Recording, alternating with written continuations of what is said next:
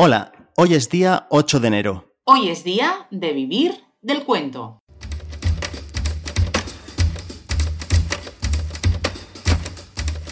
Vivir del cuento, el podcast de las historias que van contigo.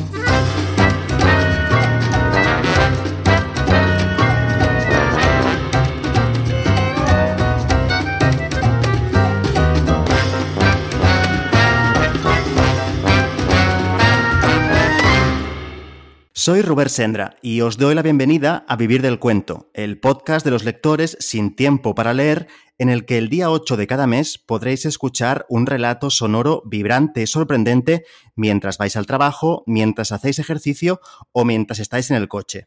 Antes que nada, os quiero desear un feliz 2021. Esperemos que este año que ahora empieza esté lleno de buenas historias y, a poder ser, con final feliz. Como ya habréis adivinado, en este primer episodio del año nos visita una firma invitada y es una escritora a la que admiro. Os presento a Gemma Solsona, una autora de relatos que os embrujará con sus historias de hadas, maullidos, casas misteriosas y recuerdos. Si ya la conocéis, sabréis que no solo sus historias están impregnadas de magia, sino también el lenguaje que utiliza en sus relatos y que ayuda a crear una atmósfera del que uno no puede, ni quiere, salir. Bienvenida, Gemma. Muchas gracias, Robert, y muchas gracias por haberme invitado aquí a Vivir del Cuento, que en el fondo el cuento forma parte ya de nuestro ADN, tanto del tuyo como del mío, ¿no? Igual que las letras. Así que muchísimas gracias y muchas gracias a todos y todas los que estáis ahí escuchando y que las letras hoy lleguen muy, muy lejos. A ti, Gemma, muchas gracias. Tengo que contar que nos conocimos hace bastantes años, creo que fue en 2006 o 2007, en el aula de escritores de Barcelona. Los dos éramos alumnos de un curso de narrativa y yo recuerdo que cuando tocaba comentar los ejercicios de los compañeros, tú nos dabas consejos que realmente eran buenísimos para mejorar los textos, o sea que ya apuntabas maneras no solo como escritora, sino también como profesora de escritura. Sí, exacto. O sea, hace ya muchísimos años de esas clases en el aula de escritores, pero sí, de hecho allí estuve, no sé si fueron, porque al final ya cuando hablamos de años, no sé si antes lo habíamos comentado contigo también, cuando hablábamos un poco de la entrevista, de que de cualquier cosa a mí ya me da la sensación de que hace años. Pues del aula de escritores han pasado años, pero es que allí estuve al menos, no sé si 9 o 10 años dando clases como profesora de escritura. Y fue de alguna forma mi puerta de entrada a una escritura, vamos a llamarle así, porque a veces hay que perder el complejo también, ¿no? De llamar una escritura más profesional. Uh-huh. Entré como alumna, pero me quedé allí, ya te digo, durante 9 o 10 años dando clases de escritura creativa y de relato. Y fue mi puerta de entrada sobre todo a darme cuenta que lo que quería hacer era seguir escribiendo y que quería tomármelo mucho más en serio, tanto a nivel de dar clases de escritura, que me encanta, como no, y como no también para seguir escribiendo, ¿no? Y dar rienda suelta a todas las historias que tengo ahí en la cabeza a través de relatos y bueno, quién sabe, a lo mejor lo que decíamos antes, a lo mejor algún día a través de una novela. Todo puede ser y tanto. Muy bien. Y hoy nos traes, Gemma, el relato Lola Lemon, que forma parte de la colección de cuentos maullidos que ha publicado, bueno, que publicó Stoneberg Editorial. ¿A quién te gustaría dedicarle este relato? Pues yo pienso que se lo dedicaría a todos y todas aquellos que siguen soñando, que para mí los sueños son la materia con la que está hecha la escritura. Sé que a veces hay escritores que consideran que lo que hacemos y lo que creamos puede ser hecho solo a través del sufrimiento, a través del miedo, pero yo creo que la escritura también es juego. Entonces, el principal ingrediente del juego son los sueños, así que me gustaría dedicárselo a todos los que siguen soñando, sea a través de leer, o sea también a través de imaginar las propias historias y a través, por tanto, de la escritura. A los soñadores, vamos. Pues me parece perfecto y muy oportuno. Si te parece, entonces, vamos a descubrir quién es Lola Lemon. Este relato me parece una excelente carta de presentación de tú como autora, ¿no? De Gemma Solsona, porque contiene muchos de los ingredientes de tu obra. El cine clásico, los recuerdos, las almas libres, pero también las almas torturadas, una mirada mágica de la realidad, las verdades vaporosas que se confunden con la mentira. Creo que todo esto está en este cuento y por eso me pareció que era excelente para que quien no te conozca pues tenga un primer contacto con tu obra. Recordad que si os suscribís a la newsletter de vivirdelcuento.es os podremos enviar el PDF de este relato y de los cuentos que están por venir. Así que si te parece bien, Gemma, vamos a por el cuento. Perfecto. Adelante con Lola Lemon.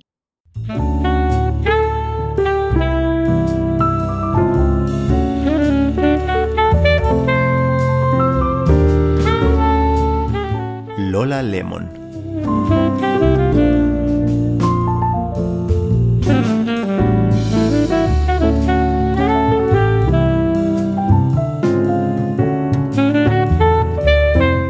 Así que quiere que le hable de ella, ¿no? De Lola. Sí, es la misma por la que usted pregunta, la que muestra ese viejo periódico que me ha enseñado. Aunque ella, para mí, solo y siempre fue Lola. Ya sé que ese no era su nombre, pero nunca me importó el otro, el verdadero. Me bastaba con Lola. Le sentaba mejor y ella estaba encantada con él. Lola Lemon. ¿Suena bien, no le parece? Fui yo quien se lo puso. Se lo explicaré si a usted le interesa y al menos le contaré algo de ella, de mi Lola. Porque en el fondo es para lo que usted ha venido, ¿no? Siéntese aquí. Sí, así está bien. Pues lo de decidir el nombre fue cosa de niños y supongo que también estaríamos un poco borrachos, vete tú a saber. Muchas noches lo estábamos. Y ese fue el que más nos gustó, Lola, por contundente, por castizo y por sonoro, y porque era fácil imaginarlo en letras de imprenta sobre el cartel de una película en el cine de medianoche al que íbamos cuando podíamos. Es que ella quería ser actriz y necesitaba un nombre a la altura de las grandes estrellas. Y yo se lo busqué. Porque mire, lo importante no es cómo te llamas, sino cómo quieres que te recuerden. Esa es mi opinión, vamos. Ah, y lo de Lemon, pues por los limones. Ande, tome nota que esto sí es importante. Si quiere escribir sobre ella, debe ponerlo. La volvían loca. Su sabor, su color. Tampoco es tan raro, ¿no? Se los comía a gajos, y cuando hacía frío se los bebía con agua caliente, así, a palo seco. A mí, que soy un remilgado, me hubiera costado un dolor de barriga, pero a ella todo le sentaba divinamente. Y en verano, limón y agua helada, sin un gramo de azúcar. Lo mejor para quitarse el calor de encima, me aseguraba, al menos durante el día. Las noches eran otra cosa para Lola. Su piso también estaba lleno de amarillo. Los cojines del sofá, la colcha de la habitación, las cortinas. Era su color favorito, aunque a mí me provocaba cierta aprensión, porque siempre he pensado que trae mala suerte. Además, hasta su ropa, su pelo y su aliento olían a limón. Sí, ¿sabe a qué huelen los limones? A Lola, le digo yo ahora. Si la hubiese conocido, me entendería. Que soy viejo, pero no estoy tan loco. Y si la hubiera tenido cerca, se hubiese preguntado, como yo, si su sangre también tendría ese olor ácido, el olor que a lo mejor impregnaba la habitación donde la encontraron. Porque, incluso hasta sus ojos, de tantos limones como debían de haberse licuado en sus arterias, formaban motas de un color amarillo tan intenso que podía dejarte atontado con una sola mirada, se lo aseguro. Yo la conocí por casualidad, como la mayoría de las cosas importantes que te pasan en la vida. Era la noche en la que el hombre pisaba la luna, si es que realmente fue eso lo que sucedió, que yo aún lo pongo en duda. Pero bueno, sea como sea, esa noche no se olvida. Puede usted imaginar que en la calle no había ni un alma, al menos de carne y hueso. Yo había salido a cenar. Siempre lo hacía en el mismo sitio, un local de barrio con pretensiones donde servían combinados y sándwiches, que entonces era lo más americano y lo más moderno. Pero no fue allí donde la conocí, no. Justo aquella noche, huyendo de las televisiones y de la retransmisión de Hermida, me refugié en un pequeño bar que estaba a pocos metros de mi casa, un lugar que olía a refritos caliqueños y alcohol de quemar. Y así, mientras la humanidad se concentraba frente a una pantalla en blanco y negro para dar un gran paso en su historia, yo encaminé los míos hasta donde Lola estaba. Quizá nos conocimos gracias a una pechuga. De pollo, no vaya usted a creer otra cosa. Era lo que me apetecía y fue lo que pedí a la camarera que vino a servir la mesa. Ni me fijé en ella. Estaba cansado y solo quería comer algo antes de meterme en la cama. ¿De veras quiere usted pollo a la plancha? Tenemos lomo, salchichas e incluso sardinas. ¿No desea probarlas? Levanté la vista, extrañado. Aquella chica parecía creerse que estaba en el Ritz, tratándome de usted y ofreciéndome el menú completo. Negué con la cabeza y repetí: pollo a la plancha. Ella me miró como si acabara de meterle un puño en el estómago y se marchó a la cocina. Al cabo de un rato, volvió con el plato y casi lo tiró encima de la mesa. ¿Le pasa algo?, pregunté. Y entonces la descubrí. Era Lola. Sin embargo, aún no lo sabíamos, ni ella ni yo. Sus ojos amarillos se clavaron en mí, brillantes e insolentes. No, es que, por si no lo sabe, los pollos que usted dice son unos animales muy listos y no se merecen acabar en el plato de un borracho cualquiera. Sí, eso fue lo que me soltó. ¿Se lo imagina? A punto estuve de echarle el plato por la cabeza, pero como era una mujer me contuve, y gracias a esa pechuga empezamos nuestra amistad. ¿Le resulta gracioso? Bueno, pues fue por eso, sí. Los dos estábamos en el mismo edificio. Nos habíamos cruzado quizá centenares de veces, aunque ni siquiera habíamos intercambiado un simple buenos días. En la oscura escalera donde sobrevivíamos tampoco era necesario. Lo mejor era ignorarse, mientras esperabas escapar de allí algún día. Pero cuando Lola en aquel bar se quedó plantada delante de mi combinado de pollo con patatas y me di cuenta de que estaba a punto de echarse a llorar, no pude evitar reconocerla. Y por educación le ofrecí mi pañuelo, que yo siempre he sido muy caballero, Y como no había nadie más, Lola se quedó allí sentada conmigo y empezó a hablar. Así la conocí. Fue una noche extraña, la verdad. Acabé comiendo lomo, de cerdo. Y ahora que lo pienso, desde entonces, no volví a probar el pollo. ¿Puede usted creérselo? Y es que Lola me convenció. Ella guardaba un gallo en su piso, correteando bajo la cama.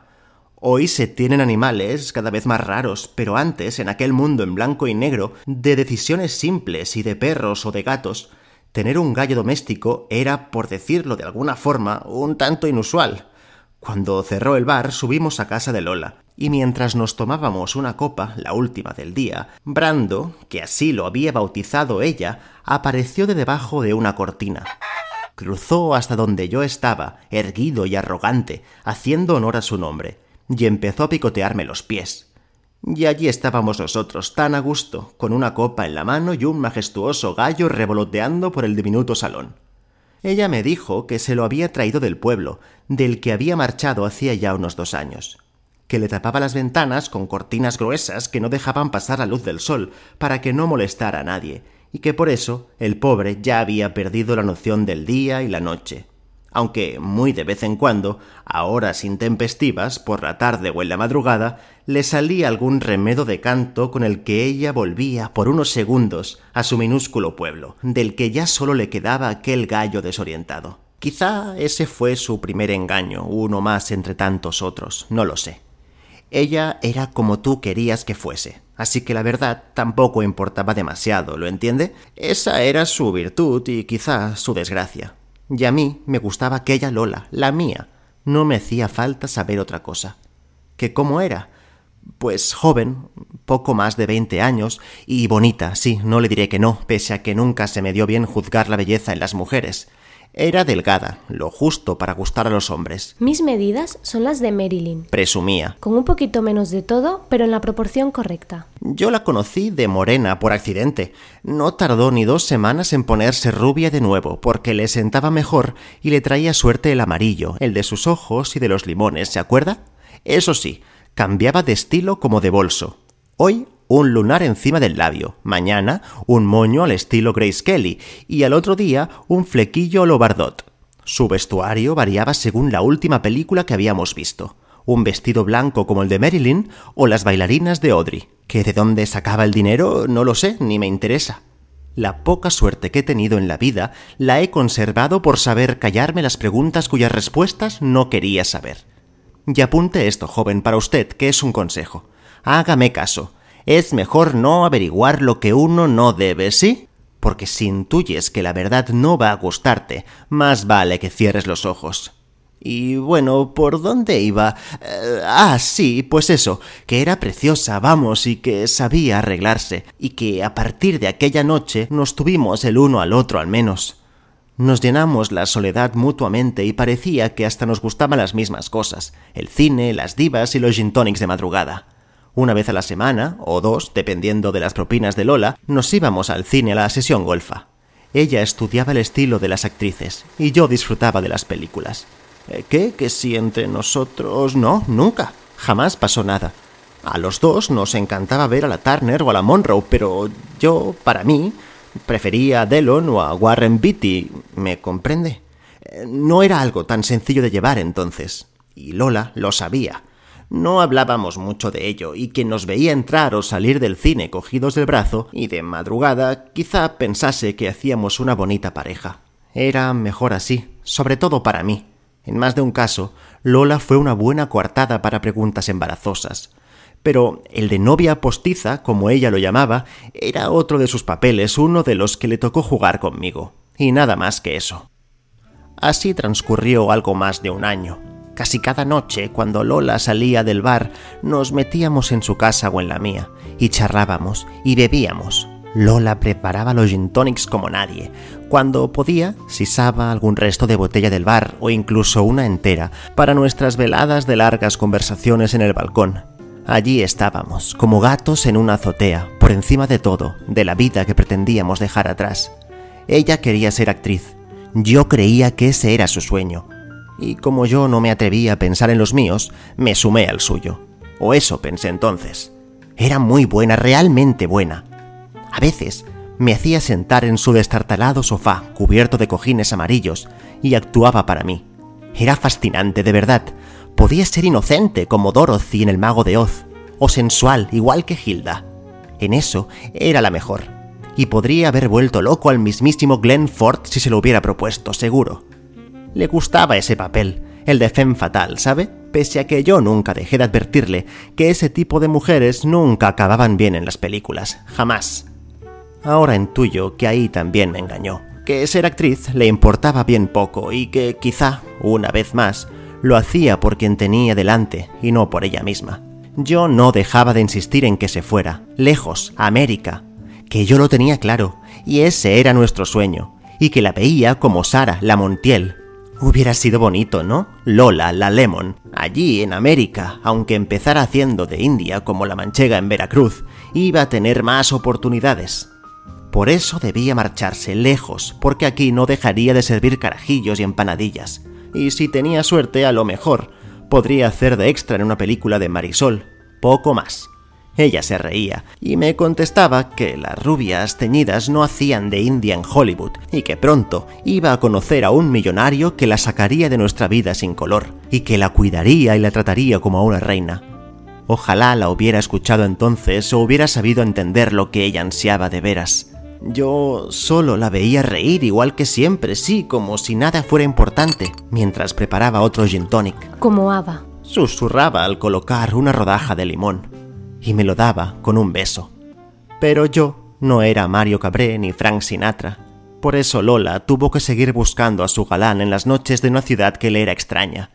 Así que empezamos a vernos cada vez un poquito menos. ¿Qué ocurrió? Pues que se enamoró, como dicen ustedes los escritores, con el corazón. Así que añada esto si quiere, se enamoró con el corazón. Aunque sea mentira, que ustedes, los que se consideran artistas, se han encargado de elevarlo a una categoría que está sobrevalorada. No se enfade, es solo la opinión de un viejo, eso es todo. Pero tengo razón, vaya que sí. El sentimiento no se origina en esta víscera que bombea incansablemente lo que nos dura la vida, sino en el cerebro. Y es que hay más emoción en la punta de los dedos que tocan a la persona amada que en el ventrículo izquierdo del corazón, créame. porque el amor no es más que una idealización, un espejismo, ¿me sigue? Y cuando te das cuenta de la verdad, ¡zas!, se acabó. Intenté explicárselo a ella, muchas veces. Ella, la camaleónica, la mejor actriz, la que podía ser quien tú quisieras que fuera, mi Lola. Se lo advertí, que no se descubriera nunca del todo, que el amor no se lleva bien con la realidad. Pero ahora pienso que eso fue lo único que ella buscaba. Y no me hizo ningún caso, no. Y se enamoró. No creo que fuera el hombre con quien la encontraron. Ese vino poco después, cuando a ella ya no le importaba demasiado con quién estar. El granuja de quien se prendó fue otro. Nunca lo conocí. Supongo que todo fue perfecto al principio. Lola sabía ser lo que tú querías que fuese, ¿se acuerda? Era su mejor arma, su manera de buscar cariño, ¿comprende? Pero es imposible actuar siempre. La pantalla se funde a negro, se abren las luces y fin, the end. Por eso, antes, en el Hollywood clásico, todo acababa con un beso, sin preocuparse por lo que venía después. Sin embargo, la realidad es otra. Y cuando Lola se enamoró y se entregó y fue ella y nada más, se acabó la fantasía demasiado pronto. Es lo que me imagino. Porque ese mundo no era el de nuestras películas, no. Y todo se desvaneció entonces. Nuestras madrugadas, el cine, los gin tonics y los sueños. Intenté acercarme de nuevo, recuperarla. Pero no pude. Mi Lola se había perdido. Se diluyó en las noches y cuando la veía me esquivaba con una sonrisa forzada en la calle o con 4 frases hechas en el portal. Se transformó otra vez y se fue perdiendo en abrazos postizos con hombres que se largaban en cuanto salía el sol. Dejó su trabajo en el bar y cada vez eran más los días que pasaba sin saber de ella. Hasta que una mañana vi al pobre Brando, su gallo, ¿recuerda? Estaba sucio y desplumado y no dejaba de picotear los desconchados de la escalera. Y quizá ahora a usted le parecerá una estupidez, ya lo sé, y a lo mejor hasta le resulte ridículo, pero me dio pena, sí. Y le juro que fue entonces cuando supe que mi Lola se había ido y que, en el fondo, nos habíamos desprendido de nuestras supuestas ilusiones con la misma rapidez con que el pobre animal había perdido casi todas sus plumas.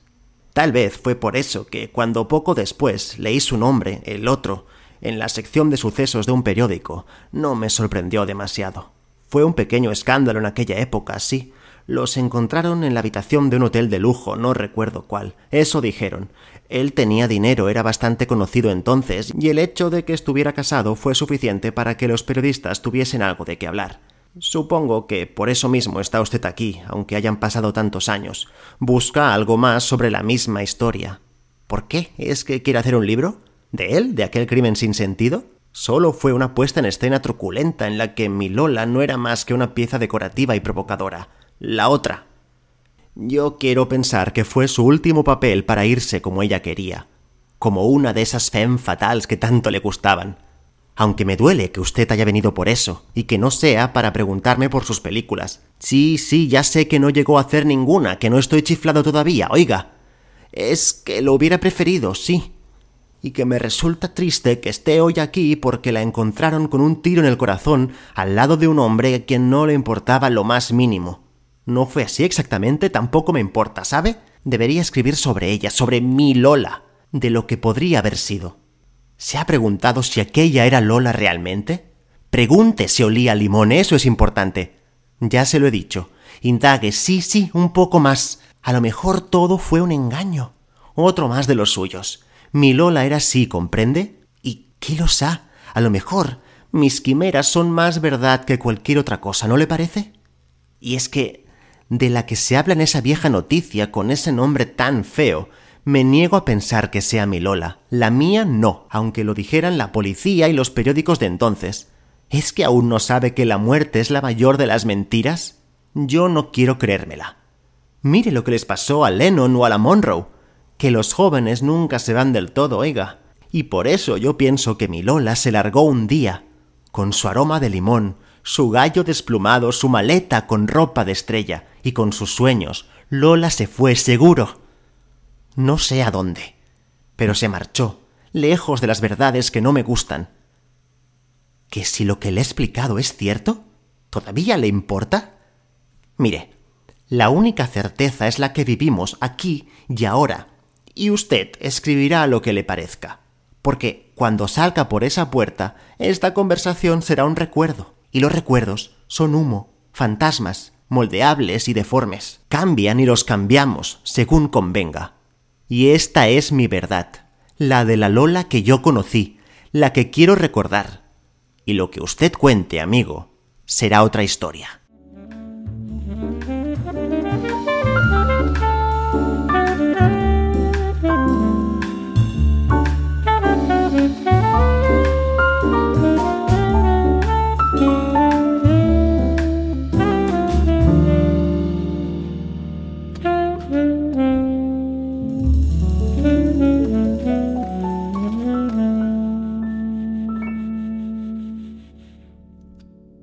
¿Qué tal? ¿Os ha gustado?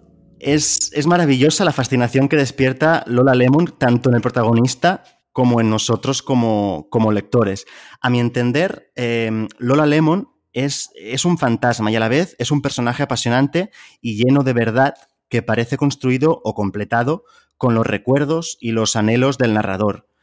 ¿Es así como te habías planteado este personaje, Gemma? Sí, para mí, a mí me apasionan. De hecho, esos personajes que se construyen también muchas veces a través de la voz de otros, ¿no? Y que llegan. Ahora tengo en la cabeza, naturalmente, el personaje de Rebeca, ¿no? En la novela de Daphne du Maurier, que al final acaba siendo muchísimo más potente que desde mi punto de vista, porque a mí me llaman más la atención este tipo de personajes. Más potente que la propia narradora, ¿no? Que la propia segunda señora de Winter, porque acaba devorándolo todo. Y lo devora a través de los recuerdos de los otros, y que son recuerdos muchas veces que mezclan la mentira y la verdad, pero es que para mí estos dos conceptos, como has comentado antes, son muy relativos, ¿no? Y cada uno tiene su propia verdad, y estoy convencida de que ahora mismo, por muy sinceros que quisiéramos ser, tanto tú como yo, si dentro de media hora, de una hora, de 2 horas, tenemos que transcribir lo que hemos estado hablando tú o lo que has dicho tú o lo que he dicho yo, seguro que las dos versiones serían completamente distintas, ¿no? Porque cada uno de nosotros, luego estaría el podcast, ¿no? Que vamos a grabar y el programa. Pero sí que, de buenas a primeras, la transcripción que hicieras tú o que puedo hacer yo serían completamente distintas, ¿no? Porque cada uno tiene su propia verdad. Y eso es un poco, yo creo, el elemento principal de Lola Lemon, ¿no? Cómo mezclamos verdad y mentira, y cómo muchas veces esa mezcla nos ayuda a seguir adelante, ¿no? Y nos hace la vida más fácil. Pero volviendo al personaje, yo creo que a mí es lo que te comentaba, me fascinan estos personajes que se construyen a retazos, ¿no? A retales de otros recuerdos, de la imaginación, de los sueños de unos, de aquellas vivencias que otro de los personajes ha tenido, y todo eso, por ejemplo, también es un poco como películas de Eva al desnudo, al final, viendo diferentes voces que acaban construyendo un personaje fascinante. Eso es lo que yo quería, de alguna manera, con Lola Lemon. Lo que pasa es que aquí, al ser un relato, naturalmente, la descripción del personaje, la creación de Lola Lemon, la centré en el personaje del narrador. Entonces, lo único que sabemos de ella es lo que el personaje narrador nos quiere contar. Y a partir de ahí, dejo en manos de cada lector o de cada lectora el poder creer una versión, que es la versión que puede haber salido publicada en los periódicos, o la versión que el propio narrador quiere creer para ser más feliz, y que quizá en este caso es también, pues, una especie de recompensa, ¿no? para esos recuerdos que tiene con Lola Lemon.